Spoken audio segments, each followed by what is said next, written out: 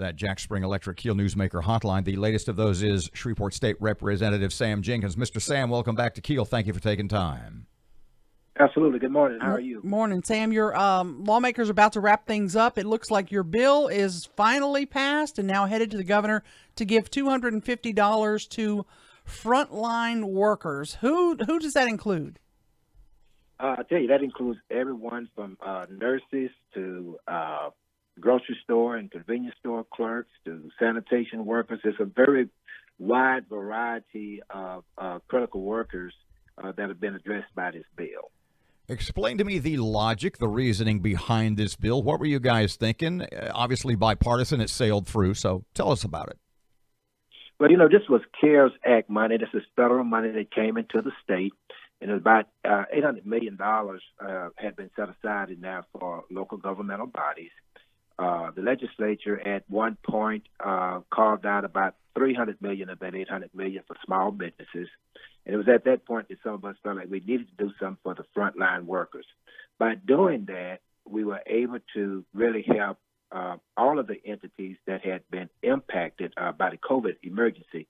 That's our local governmental bodies, as well as our small businesses, and now our frontline workers. Define for everybody how you guys came to what a frontline worker is.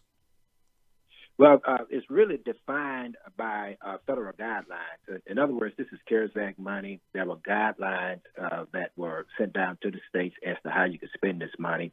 One of the ways to do that is what's called hazard pay.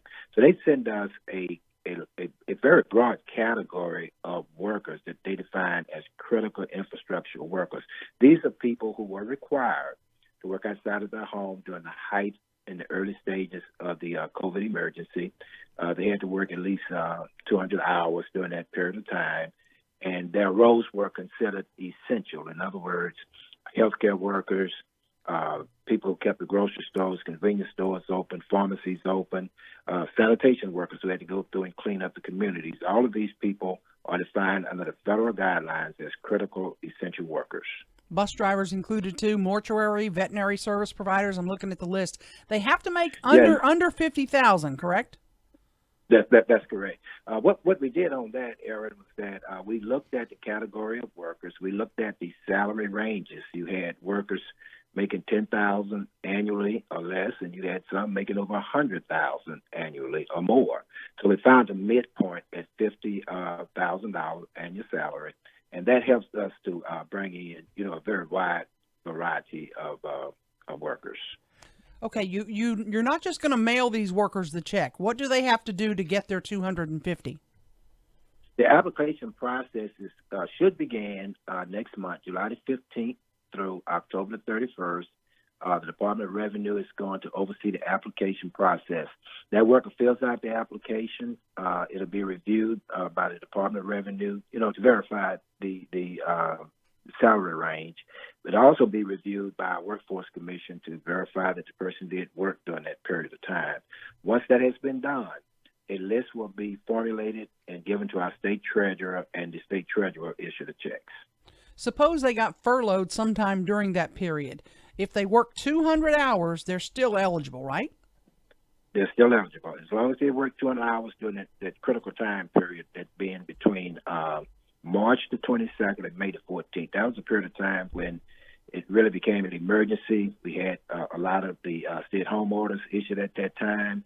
And really you had, a lot of people, we really just didn't know what we had on our hands. Well, I just said in that terms as far as this virus or the impact of the virus. But we know that people were getting sick, and we had to respond right away. Mr. Sam, how many workers across the state, how many people do you anticipate if you had, say, 90, 95, even 100% participation, folks attempting to sign up that would qualify? How many would that be? Well, we have enough funds because we have $50 million is going to be the total amount of funds. We know we can get to at least 200,000 workers.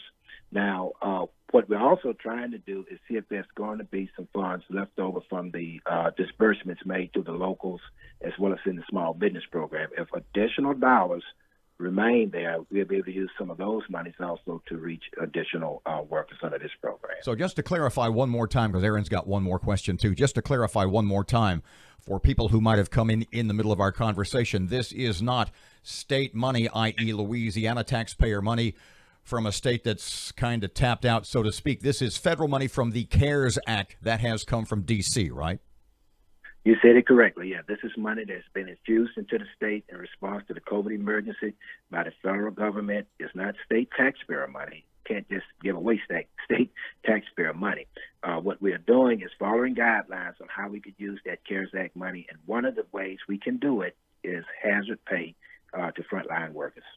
Okay, again, you have to apply. The Department of Revenue will have the website up and going. Sam, do you sorry, Mr. Jenkins, I apologize. No, damn it. You know, we go back a ways. Do you we go back a ways. Do you anticipate this money running out quickly? I mean, should folks get in there on July 15th and get right at it?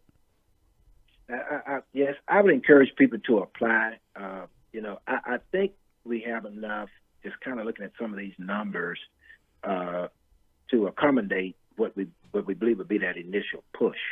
But as I said, we're hoping there will be some additional dollars on the back end where we can also get people who may not be a part of the first push.